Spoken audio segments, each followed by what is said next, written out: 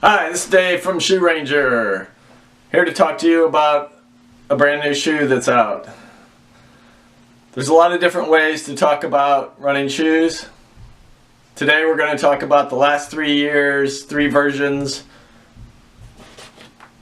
of the Brooks Launch. This is the Launch 4. So let's get started.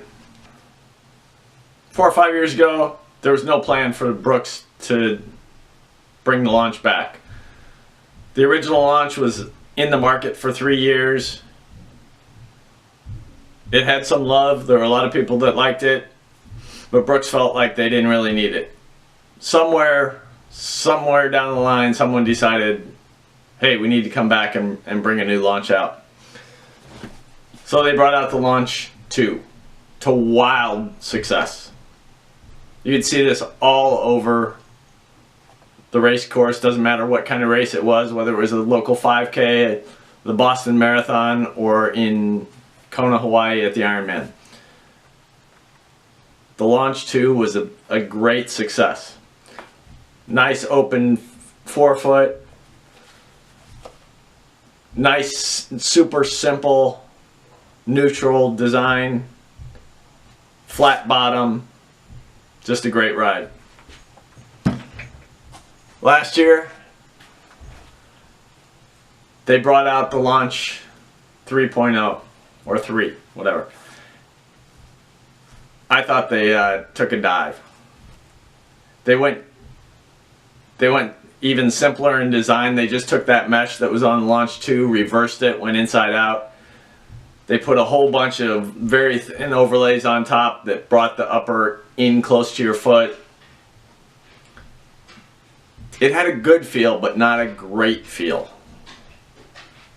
So personally, all of last year, when I went to my closet of a multitude of shoes and just felt like, man, I need something different to run in, did I grab the Launch 3? No, I didn't. I grabbed the Launch 2 and I ran it, and I continued to run in it. In fact, last time I ran in it was probably back in November. A full almost 2 years after the shoe came out. That's because this one just fits and feels so much better. So that's where we've been. Launch 2, great success. Launch 3, it was okay. Now I'm sure that's going to tick some people off, because there's going to be people that love the Launch 3. And for that, I'm happy for you. I'm glad you found a shoe that worked, but the 2 was better. So now we get to the Launch 4. One note. If you haven't heard about Southern California recently, it's been pouring down rain. And so there is not a run that I've had in the last 2 weeks or so that hasn't been in pouring rain in mud. So if my shoe here is a little bit dirty, you can see the dirt. If it's a little dirty, I apologize, but that's the state of Southern California. Let's talk about the Launch. Basic setup. It's a 10mm offset from heel to forefoot. It's 28mm in the heel, 18mm in the forefoot. So there's a lot of shoe under your foot, even though it's a lightweight, go fast trainer. There's quite a bit of shoe under your foot. So even if you are, if you're coming from a max cushion shoe and you want to try something a little bit lightweight, this is a great shoe to try, because it's, one, your max cushion shoe is probably, unless it's a Hoka, it's probably at an 8 or 10mm heel to forefoot offset. So putting on the Launch, which is at 10mm, doesn't change the length of your Achilles. So that's a good thing. The other thing is, it's going to be a safer bet to start with, to get down to a lighter shoe, because of the amount of midsole under your foot. Okay, all that said, so that's the basics of it. It's a neutral base shoe. There's no posting. There's nothing in there to guide your foot in any one way. It's built to let your foot do what your foot wants to do. Flat bottom, rides really smooth, soft, very quiet. And that's consistent with the Launch 2 and even consistent with the Launch 3. Okay? So, very flat bottom, super quiet. Which is a great way to see if a shoe is working for you. Just listen to your running. If you're running down the road and you can hear yourself, like it's really noticeable, it's probably not the right shoe.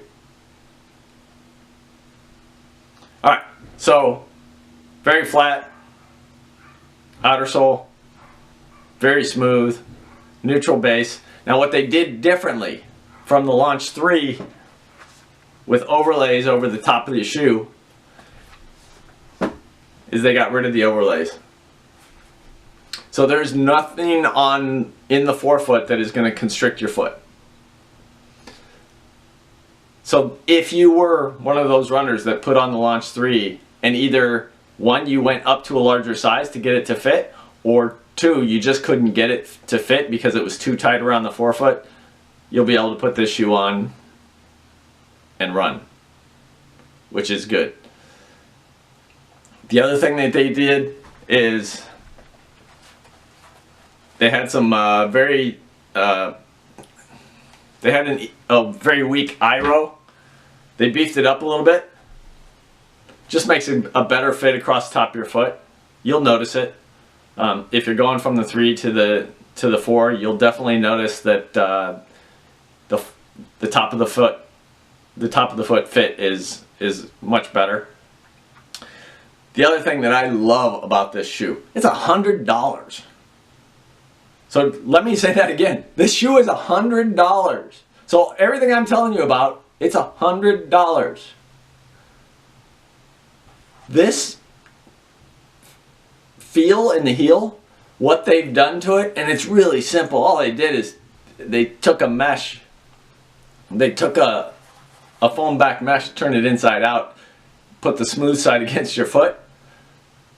It just feels so nice to slide your foot into this shoe at $100. Launch 4. Neutral base. It's light enough. It will feel lighter on your foot. Great if you're coming from a max cushion or one of those workhorse running shoes and you're a little bit hesitant about going too light, too low, too fast. Launch is great for that. For those of you that like light and fast shoes for everyday training, this is a great shoe for that. If you're looking for a marathon shoe, it's great for that. Launch 4. They did it right.